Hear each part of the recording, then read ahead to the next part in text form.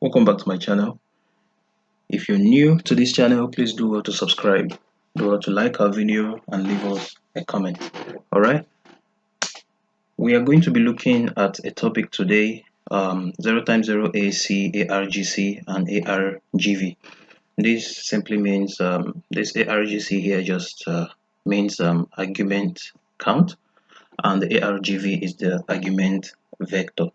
Argument count stores the non-negative integer of your input.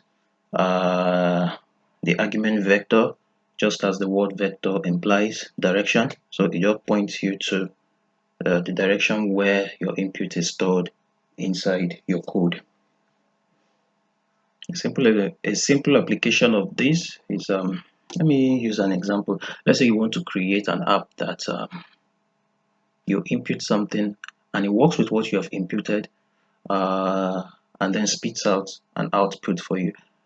What that does is an example of that is, let's say for a supermarket, you're building something where you put in, let's say a customer comes and he pays with 1,000 naira or $1,000, and then you want to know how much of what he has bought and how much change he has out of that 1,000.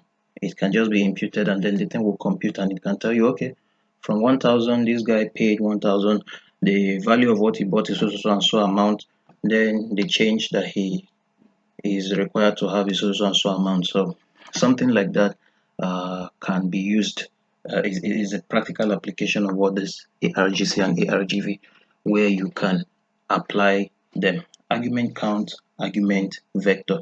The argument vector points to the position of the non-negative integer present in your code, and it just searches to see if your input and what you are looking for is present in the system. If it is not there, it just spits out an empty result showing you that, okay, what you're asking for is not present here. But if it is present, it clicks on it and brings it out for you.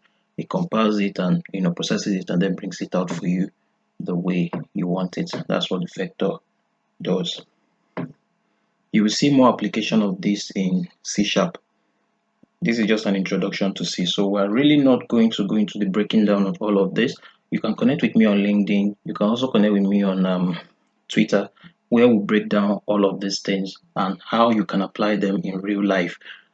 Today, I'm just going to be using this to show you how to attend to these tasks today. So once this task is just for this task for this particular video, after this, I'll make a video regarding this in the subsequent videos that I'll be making. So be sure to check back.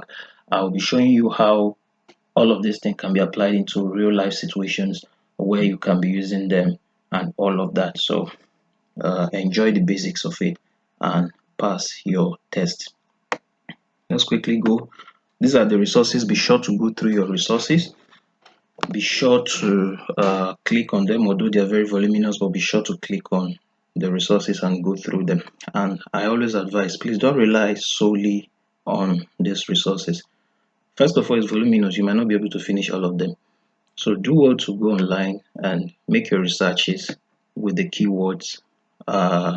You can also find a lot of help in sites like Stack Overflow, W3 Schools, and some of all these programming sites. You can find help with a lot of all these things there. So don't limit yourself to what you have in this place, just so you can better understand what's going on. Check on videos on YouTube, connect with people who are already doing this, and then you'll be doing yourself a whole lot of good. Okay, so requirements here, you're required to use vi, vim, and emacs.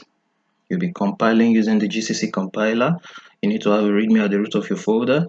Your code has to be Betty compliant. Your putchar, your main.h.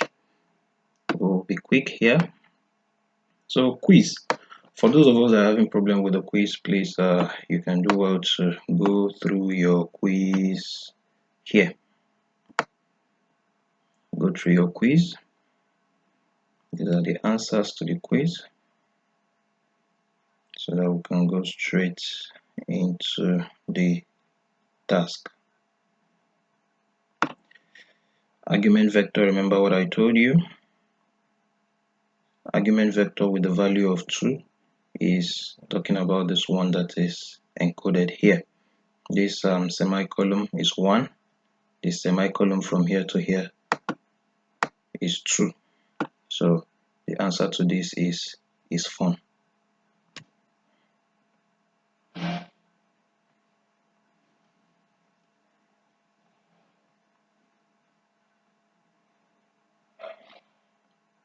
Null.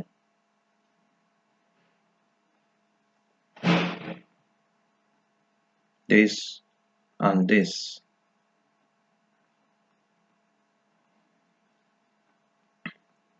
You're counting to the second one here. School.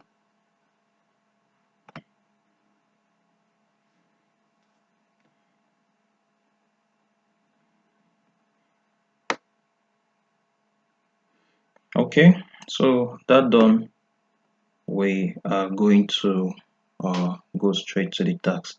For this task, I'll be using git bash. I already explained why I'll be using git bash, why I like using git bash in my previous videos. So do well to go through my previous videos, and I love git bash for so many reasons, and I explained it in some of the videos there. So do well to go through them, and also visit for for upcoming videos to see the benefits of this git bash. I'm going to do a whole video about it, what you can do to it as opposed to using the web terminal. So we'll be using git bash here. They're basically the same controls. So cd, I go in.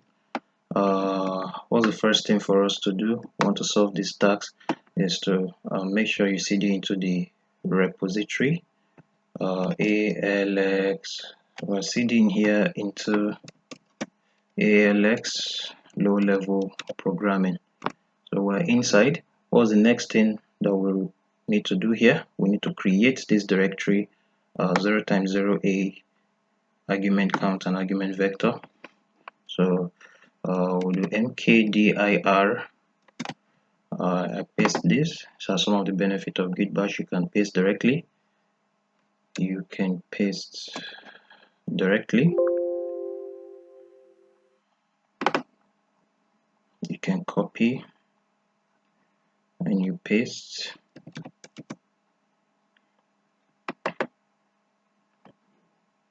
Directly. Okay. So here I seed it into it. Sorry, let me quickly go back. It's a little bit of a mix-up. Mind you, we are inside the repo ALX low-level programming. So we're doing mkdir, and then we are creating this directory.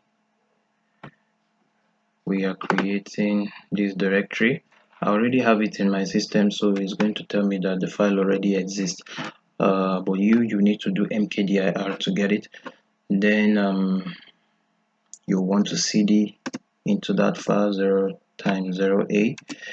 Okay, cd into it, and then you click enter. We are inside this file. Whenever I get here, the first thing I want to do is to create my readme so that I don't forget. You can be carried away with creating your codes and you forget to create your readme. So first of all, let's to see the content of this file. We can see all of them. Now you notice, okay, before that, let's just create our files first. Okay, what's the first thing? Like I said, I create my readme.md.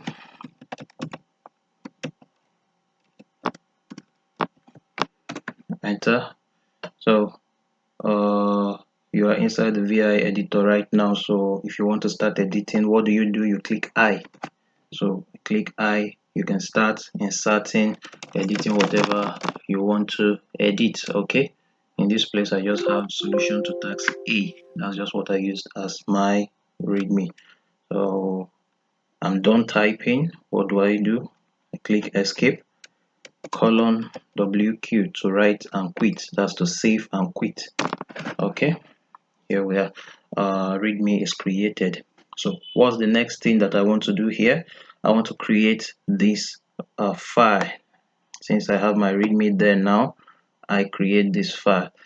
Now before creating this file, let me quickly create the putcher. So I will vi. This putcher is available in your this thing. It is there, so you can always find it and then you put it there.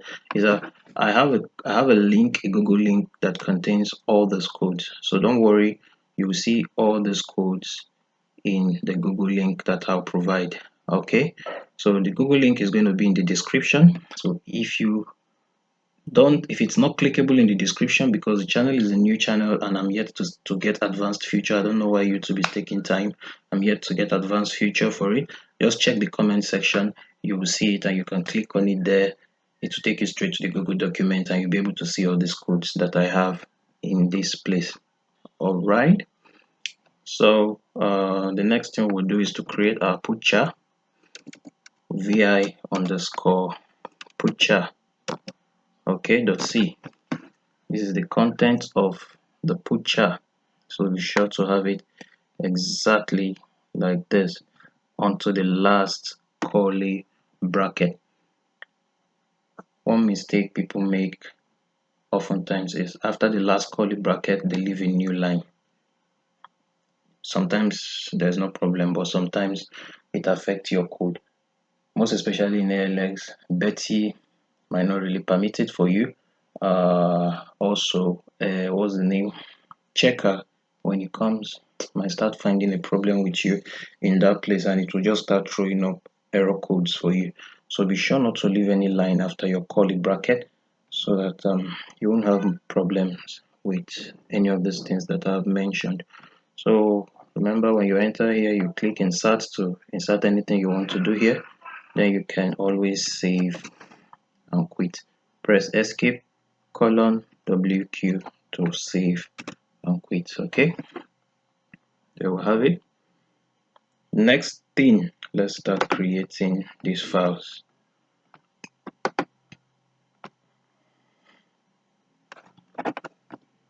So vi and we'll create this file. Click insert and then you have this file here. Remember, I told you it's available in the Google documents there. So you have this file here. So escape WQ save and quit. You vi to the next one. Once you create this, what's the next thing that you're required to do? Whenever you create a C file, the very next thing you do is to compile it. Okay, a C file will not work if you don't compile it, and here is your compile code. For every task that's given to you, the compile code is left for you inside this box. So you can just copy this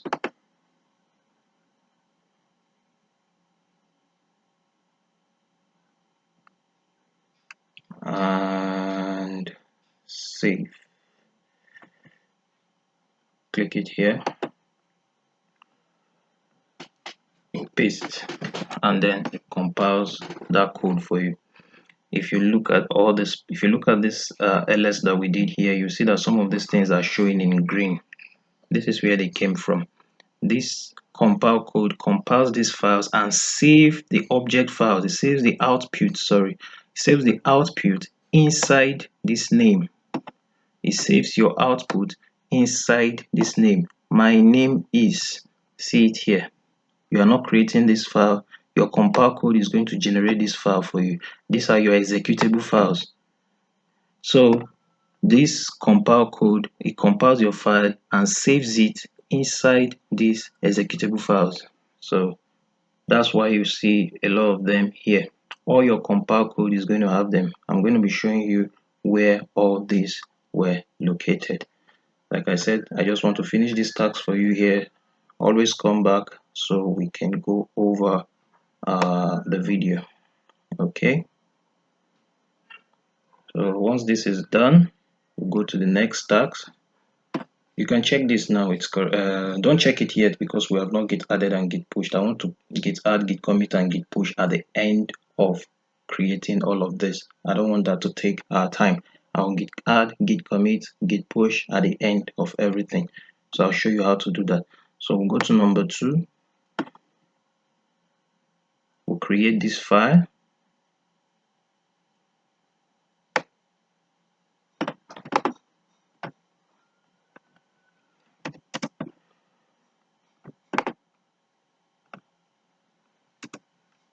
Okay, click insert. Once you're done writing this code, escape :WQ, you enter. Okay, so what next? Who remembers? Of course, you compile your code. Compile it. Here's your compile code. It goes all the way from here to this last one. So Argc, you can see it here. See it. So when you compile this code, when you copy this and paste it on your command line here, and you click enter, it's going to compile this code for you and save it inside this executable file called Argc. Okay, good. What's the next thing we do here? Let's go and create these other files. So we create this file the same way we created the other ones.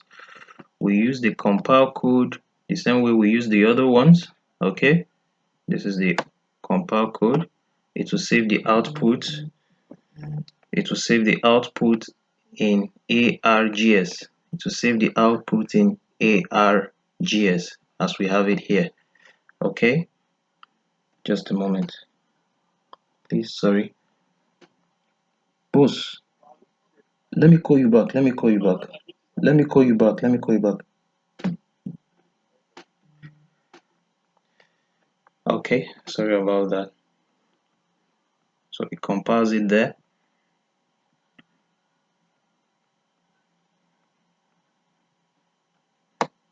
Okay, so what's the next thing we do? We go to number 3. We create this file 3mul.c, and then we use this compile code to save it, and it will save it into mul. You can see it here, executable file. Okay,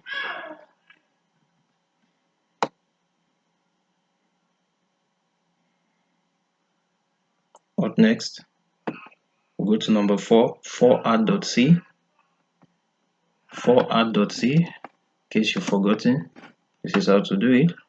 vi forAdd.c, copy, paste.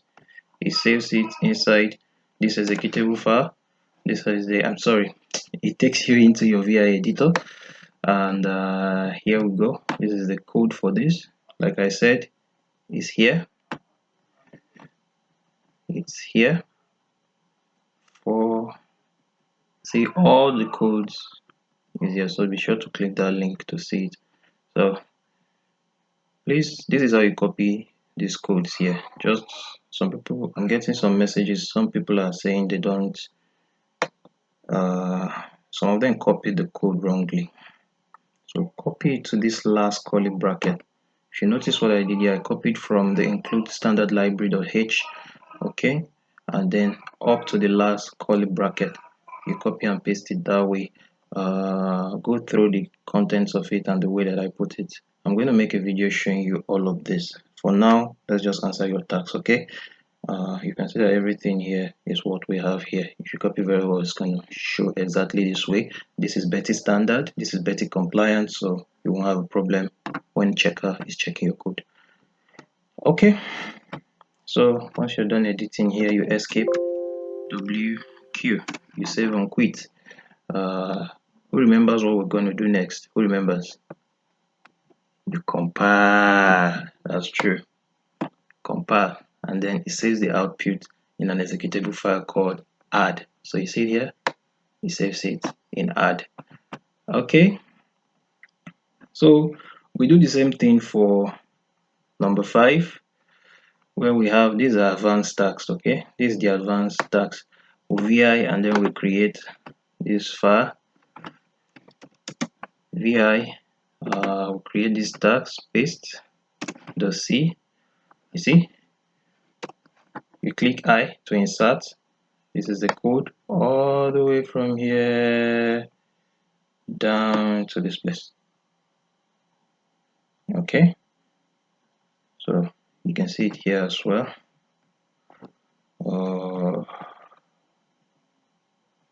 Sorry, 1 second. 100